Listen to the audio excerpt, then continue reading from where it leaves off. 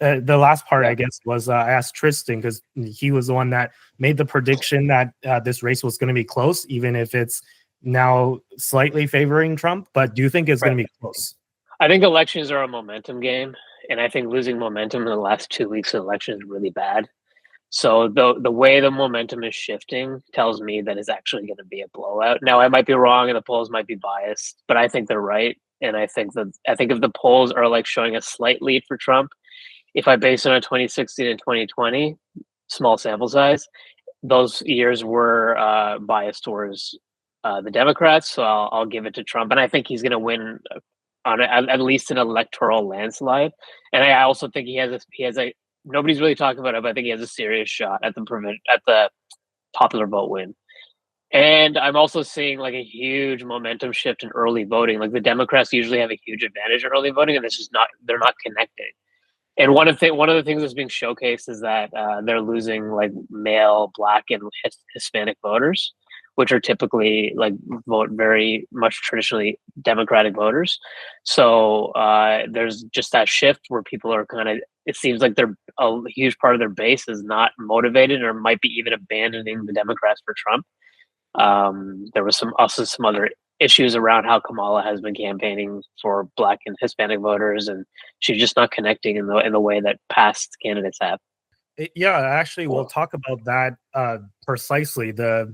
Kamala's lack of connection with Latino voters and Black voters, particularly Black men and I guess Latino men as well.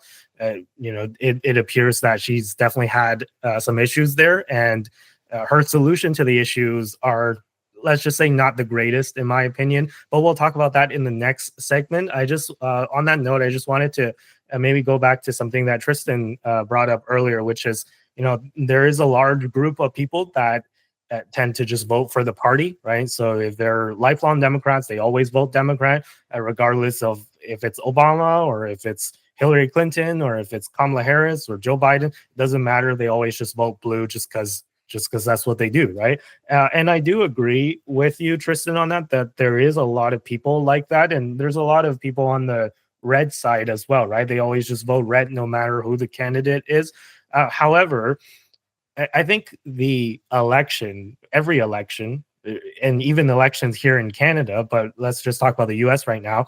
Every US election is always determined by the independents, right? The people that are in the middle. So those are the people that are not going to vote for a candidate just because of their party.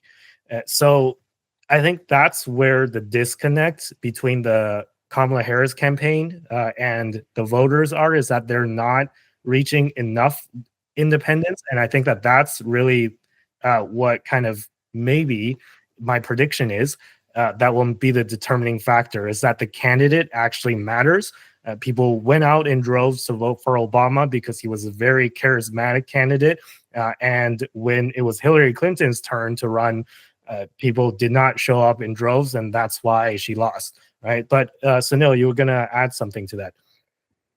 Yeah, I just forgot one thing that's been in the news is that like this is a very weird election because there just seems to be a major realignment where like you're seeing a massive amount of Black men voting for Trump, but you're not seeing it necessarily reflected in all polls immediately. Like no, people are just trying to make a read. Like there just seems to be a lot of Democrats who are voting Republican, anecdotally at least. Like on the podcast scene, you're seeing a lot of that, and you're seeing a lot of Republicans voting against Trump, like a lot of the neocons, like the Dick Cheney types, Liz Cheney's. So there's a huge realignment occurring, and one of the things that is actually advantaging Kamala Harris that should be mentioned is white women who are being influenced by the abortion debate, which is also it's a very important issue for a lot of people. So I totally understand their side of it, and it's motivating people by emotions, and it's a thing that it makes sense to people getting emotional about. It's a very emotional issue, so there is that going on for Kamala, where she could actually get independent white women that would traditionally vote Republican voting for her. So we'll see how that works out. But then there's Democrats flipping over to the Republicans, so it's actually a really hard read overall, I'd say. Yeah, no, I totally agree with you on that, and I think again that's where the independent vote is really going to determine who wins this election. And I know this is anecdotal as well, but I was watching the Anthony Pompliano show where he was talking about how he's, in case you guys don't know who he is, he's like a big name in the crypto industry, and he lives in New York. So New York is a very blue area, right? Deep blue state, and he lives in New York City as well, right? Deep blue city.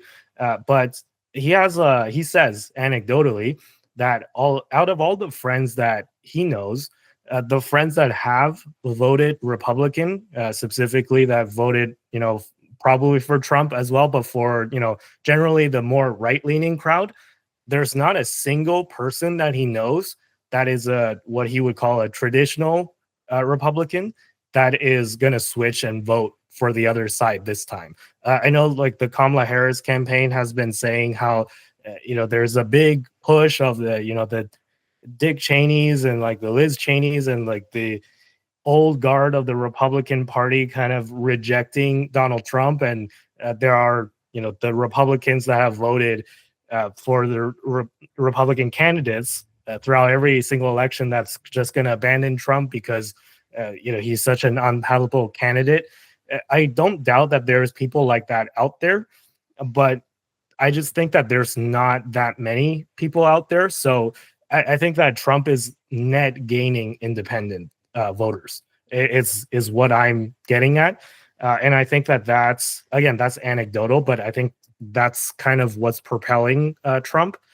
And we'll see, right? As you mentioned, Sunil, that there are demographics where Harris is doing much better, whether it be because of the abortion thing or whether it be something that she did personally that's appealing. My guess is it's less to do with her personally and more to do with just the abortion issue. But, a vote is a vote, right? Regardless of what the reason is of voting for someone. But is it going to be enough? And again, my opinion is I don't think so, but we'll have to see.